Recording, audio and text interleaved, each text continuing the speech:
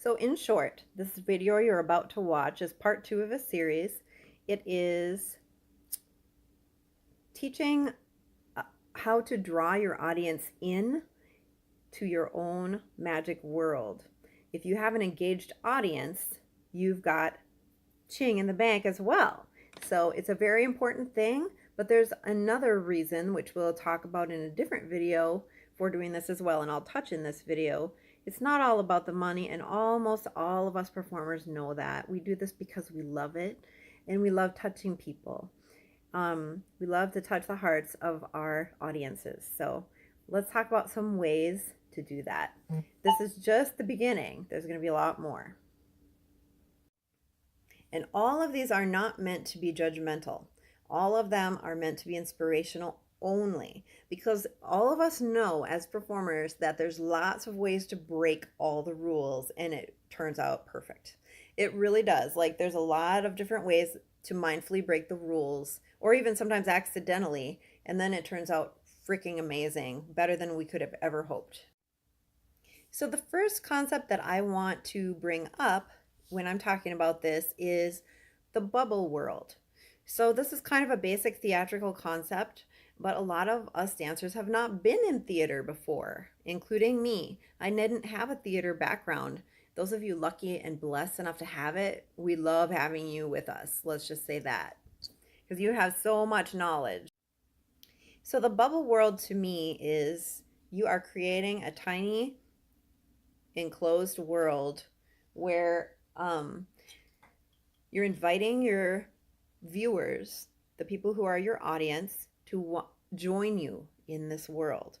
You are not up there performing a choreography. 1, 2, 3, 4. I do this many wiggles this way and this many wiggles that way.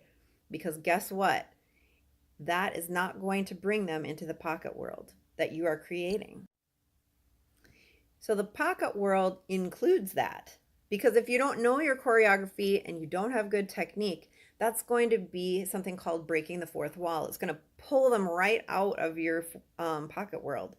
And I will say there are a few exceptions, just as there are to any kind of a rule, because these are principles. They're not meant to be rules. Let me just reiterate that. These are principles. So like, don't take it as rules. Don't take it as if you have a piece that you do that you love and that people love to watch that don't follow these rules or principles, go with it. The point is to enjoy and to touch people's hearts. So as long as you are expressing and in a way that's healthy and good for you, and you're touching people's hearts, you're making art, in my opinion. So the pocket world can be, let's get back to that. That can be broken down into lots of little ways and techniques of bringing people into that world and making it believable. You need to suspend their sense of reality. That's what a performer does. So this can be done with any of the types of dance, or really any performing arts. Even it's done, have you ever seen a painting that was so amazing that you were just drawn into it? That was a successful painting because it pulled you into another world. And in my opinion, me, I'm a little witchy woo, but I think that performance is magic. I think that you are pulling people into a different world. And whether or not you believe that, it doesn't matter. But I do think that it's pretty clear that art brings healing to people a lot of times. It wakes people up to issues, but it also can just bring gentle healing and helping that people to understand that they're not alone in the way they feel.